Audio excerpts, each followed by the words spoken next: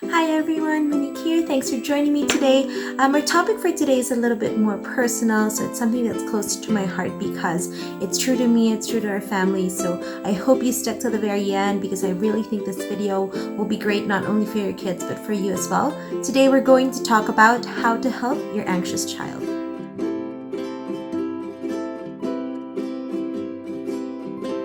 Mental health or feelings isn't really something that I grew up knowing or grew up talking about.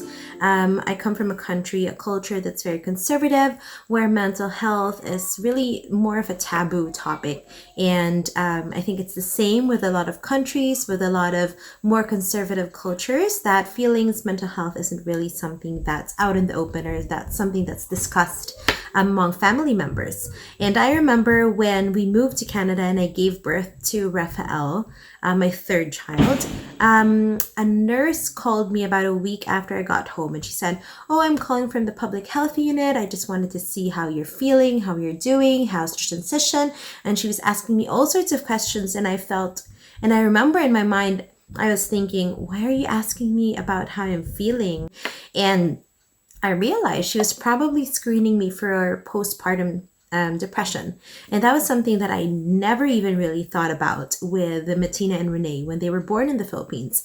And there was really not much of a discussion about that, even with my doctors, even for follow-up checkups. So really how the language that I try to use with my own children to help them become more aware of their feelings is really something that I've grown to know. So just to say that if you feel you're not doing it with your children, if you don't have the language for it to be able to talk to them about feelings, that it's never too late. It's something that you can learn. It's something that you just need to practice, and eventually it will be a lot easier to do with your children. So among my three children, Matina, my eldest, really is the more emotional one. She gets very anxious when she doesn't get to do things the way she thinks they need to be done in the right way, in this sort of way. And she really gets stressed and tensed about deadlines. And the things that are happening outside our home also tend to affect her. So the other day she came up to me and she said, "Mom, I'm feeling a lot of pressure." And I was really surprised, but also quite pleased in a sense that she was able to take on that language already from me and get into that habit of analyzing and thinking about what she's feeling and being able to verbalize it, label it, and talk to me about it. And so she said, "I'm feeling a lot of pressure." And I said, "Why?" And she said, "Well, because I need to make sure that our dog goes out to pee, that I need to take care of my brother and sister. I need to keep my brothers safe. I need to help with this and do that." And really that's just how her personality is. And when you come to think of it, if you have multiple children or even children in your classroom, you'll see these differences in their personalities. But beyond, the fact that some children react to stress differently, or react to stress more than other children would, we also just need to be very mindful that everything that's happening around us, especially now that so much has changed, especially for those who are not going to school, the things around them, even if it doesn't directly manifest in them, like even if they're not directly saying that, "I'm so stressed about what's going on outside, like the health crisis that we're in," or "I feel sad about not seeing my friends," or "I'm worried about the typhoon," or I'm scared of the strong winds and the rain and the flood that's going on outside and in other places." Even if they don't directly talk about these things or directly react to what's happening outside, let's be mindful that for children, they just take in all that energy as well. And if we as parents are feeling that stress, they're feeling that stress too, and it can come out in different ways. Like they can be crying about something else when really the root cause of it is the many stressors and anxiousness that they're feeling from their environment. So if you have a child who's a little bit more anxious, like my Matina, who gets stressed easily, who's a little bit more emotional, or any of your children, if they're going through a rough patch, or you feel like the stresses of the environment, things that are happening outside the house, things that are happening inside the house are contributing to their stress, to their anxiety, and whether or not they're reacting directly because of what's happening or indirectly, you'll see if they're acting out, they can't sleep well, they're not eating well, they're getting upset over little things, they're more irritable, then there are a couple of ways that we can support them and also help them through it. And these things are not only for our children, but things that you can also apply to yourself.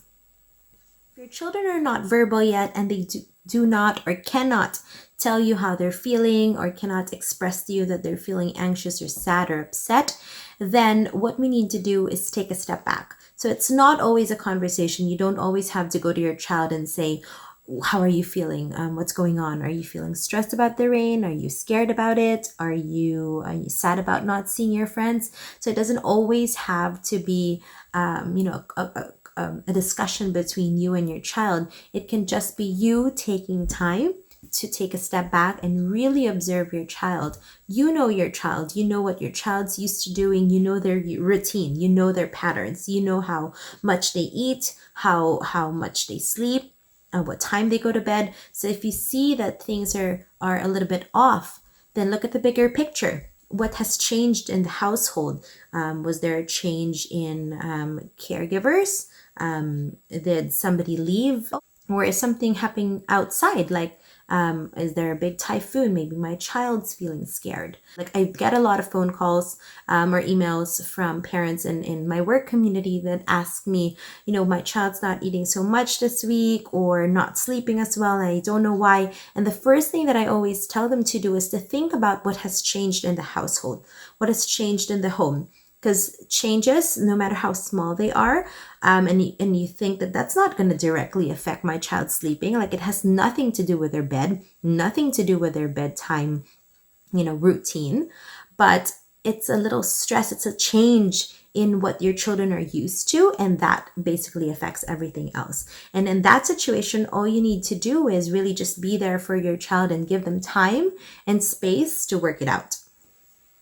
Now, if your children are verbal, like my Matina, or if your children are a little bit older and they're able to tell you that they're upset, or even if they don't tell you that they're upset, but they're stomping their feet, they're crying, they're mad, and you can see they're having big feelings, then the first thing that you need to do is accept it. And I always talk about this in other videos, to acknowledge it, to accept it, take it as it is, not to problem solve right away, not to tell them what they can and cannot feel, but just to accept it, to take it in. And that goes for yourself as well, right? Like if you're feeling jealous about something, then accept it. You're feeling jealous. That's okay. It's okay to be mad. It's okay to be sad. It's okay to be frustrated or jealous about, a friend who's probably gotten a big promotion and you haven't. It's okay to have those feelings. What you do with those feelings is what matters. So the first step really with your children is to accept them and accept their feelings. Next thing that you do is to give your children space and time. So give them the time that they need to feel their feelings. Let them be mad, let them be sad, let them be excited, let them be frustrated. And it's funny, but it really goes the same for you, for adults. And this is when we understand that the things that we do with our children are really things that are a foundation for a lot of what they need when they're older. Right? When we were younger, if somebody had told us that it's okay to feel this way, then maybe we won't have a lot of issues now that we're older. But yes, so give your children space and time to feel what they're feeling and let it be in their own timeline. We don't rush them. We don't tell them, you only have, 10 minutes to be mad and then we need to already go to the grocery or we need to go, or are you done being sad? Because we need to talk now. All right, so we give them space. Like what I do with my children is I say, why don't you go to the couch or wherever their cooling off station is, if you have such a thing at home, like a space where they can cool off or think about what has happened. And I say, let me know when you're ready. So I don't say, I'm going to come back in 10 minutes and we're going to talk about it. What I say is, let me know when you're ready and we can talk about it. And we also give them a safe space, especially for babies and for toddlers. Toddlers, when when they're feeling really mad, when they're having big feelings, when we just want to make sure that where they're doing it, that they're safe. I remember we had one in the preschool before, and he was having really, really big feelings about being left in school. So he was feeling anxious about being separated from his caregiver, and he was throwing his head back, really throwing his whole body on the floor. And normally I would let children feel mad. Like if they want to stomp their feet, I'd let them stomp their feet. But in this case, I knew that he wasn't being safe. I knew that if I would let him keep on throwing himself on the floor, that he would hit his head. So these are the moments when you can take the child in your arms and let them feel mad in your arms. Let them feel mad in a safe space, because safety first. We always have to make sure that our children are physically safe. Next step is active listening, empathic listening, and we do this when our children are ready to talk. So when they say, I'm ready to talk now, and then listen. Just give them guide questions such as, how are you feeling? What made you feel upset? What happened? And just listen as they talk. And you know how when we have conversations with adults, we always say, stop thinking about what you're going to say. Really just listen. Because you might miss on something. And that's a technique that we also want to teach our children by modeling it to them. So stop thinking about what you'll tell your child to do, but just listen, because they might even have the answer already and they're just wanting to tell you. So active listening, emphatic listening is really about listening to what they have to say and not just hearing what they're telling you. Last thing that we can do is to help our children regulate, and we support them through this process. Again, we're not problem solving for them. We're not telling them what to do, but we just show them how they can go through it. So there are many different ways, like you could ask them to blow out their fingers, like they're blowing out birthday candles, because that will entail them to breathe in so that they can breathe out and blow the candles. So again, these techniques, these tips, like being mindful, maybe closing their eyes and picturing themselves doing something that they enjoy, are things that will really help them as they get older, when they're in school and you're not with them, when they're upset when they're older. Even for us adults, right? We need to know what works for us, and this is a time when we guide our children through it. More often than not, how to regulate themselves is not something that they will just pick up on. We need to give them these techniques and tips, model it to them and just walk them through it. And it's different for every child. Like my 3-year-old, and I find with a lot of toddlers, is that they just need you to accept their feelings. And for Rafael, for my 3-year-old, he just needs a hug. He needs me to assure him that I love him. And the conversation would always be like, I love you, and it's okay for you to feel upset, but this is what we can do. Like, it's not okay for you to hit your sisters, but it's okay for you to come to mommy and tell me about it. That's what we'll do. And then he'll say, okay, and then all he really needs is that touch. So he would always want a hug. For Renee, time. Giving her time to just work out her feelings and let her big feelings subside is what works for her. For Martina, for my 8-year-old, what works for her is having a concrete action plan.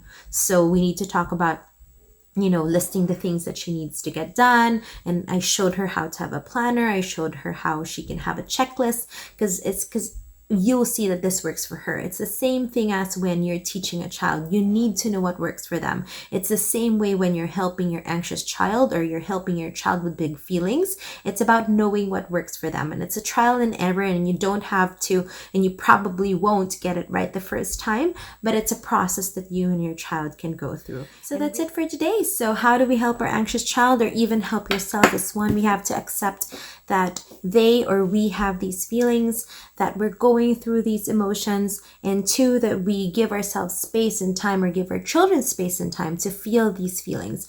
And then we practice active listening when our children want to talk about what's going on. And for yourself, maybe practice self-talk and active listening too. Listen to your heart, listen to your mind. What's going on inside of you? What are you thinking? And 5, to regulate these emotions, support it by giving them different techniques, and help yourself find what works for you and what works for your children. Thanks for joining me today. I hope that wherever you are, whatever is happening around you, this year has been very different, very challenging, and it's not done. And a lot of things are still happening. So I hope that wherever you are, however life is for you, however things are going outside and inside your home, that you'll be able to work your way through it. I know you can. We all can. So I will see you next time. Remember to make every day your own version of extraordinary.